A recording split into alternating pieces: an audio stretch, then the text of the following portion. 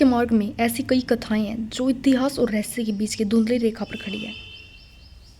आज मैं आपको एक ऐसी रहस्यमय सत्य घटना सुनाने वाली हूँ जो कि वृंदावन के निधिवन से जुड़ी हुई है, लेकिन यह उस आम कहानी से बिल्कुल अलग रहने वाली है। इसे स्वामी हरिदास और संगीत का अदृश्य रहस्य कहा जाता है।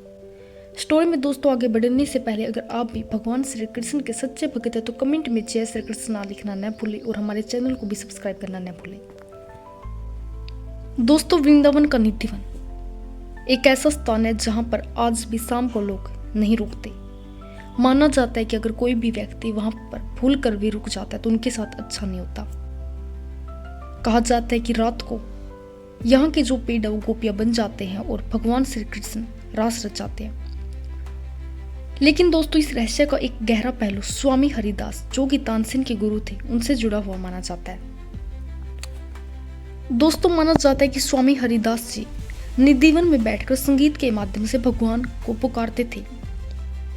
माना जाता है कि एक बार उनके शिष्य ने छिपकर यह देखने की कोशिश की कि आखिर हमारे गुरुजी किसके साथ बात कर रहे हैं। दोस्तों, जैसे इसी स्वामी जी ने गाना शुरू किया, पूरा जंगल एक अजीब सी रोशनी में भर गया। शिष्य को संगीत की आवाज तो सुनाई दे रही थी, लेकिन उसके साथ ही पायल की छन छन की आवाज भी आ रही थी, जबकि वहां कोई इंसान नहीं था। कहा जाता है कि स्वामी जी ने जब आंखें खोली तो उनके सामने साक्षात भगवान श्री कृष्ण प्रकट हुए। लेकिन रहस्य यह है कि भगवान श्री कृष्ण की वह चमक इतनी तेज थी कि कोई साधारण मनुष्य उसे देख नहीं सकता था। एक प्राचीन मान्यता है कि तानसेन भी एक रात निधिवन के बाहर रुके थे ताकि वह अपने गुरु के रहस्य को समझ सके। उन्होंने सुना कि स्वामी जी के कमरे से एक नहीं बल्कि दो आवाजें आ रही थी, एक स्वामी जी की और दूसरी एक ऐसी मधुर आवाज जो इस संसार की नहीं लग रही थी।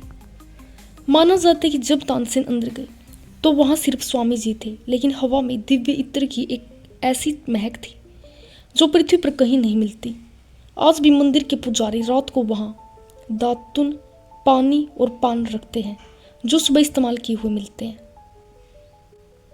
दोस्तों, विज्ञान और तर्क आज भी इस बात का जवाब नहीं दे पाए हैं कि निधिवन के पेड़ नीचे की ओर क्यों झुकते हैं जबकि पेड़ों की टहनियां ऊपर जानी चाहिए। दोस्तों, रात के समय वहां रहने वाले बंदर और पक्षी भी निधिवन छोड़कर बाहर क्यों चले जाते हैं। भक्ति में रहस्य वहां शुरू होता है जहां तर्क और विज्ञान की सीमा समाप्त हो जाती है। दोस्तों, आपको क्या लगता है आखिर ऐसा क्यों होता है? क्या वहां पर साक्षात भगवान श्री कृष्ण आते हैं या फिर इसके पीछे कोई और गहरा रहस्य छिपा हुआ है जिसे आज तक कोई भी नहीं समझ पाया? कमेंट करके जरूर बताइएगा। अगर आप भी भगवान श्री कृष्ण के सच्चे भक्त हैं तो कमेंट में जय श्री कृष्ण लिख दीजिएगा, वीडियो को लाइक कर दीजिएगा और अगर आप हमारे चैनल पर नए हैं तो सब्सक्राइब भी कर लीजिएगा।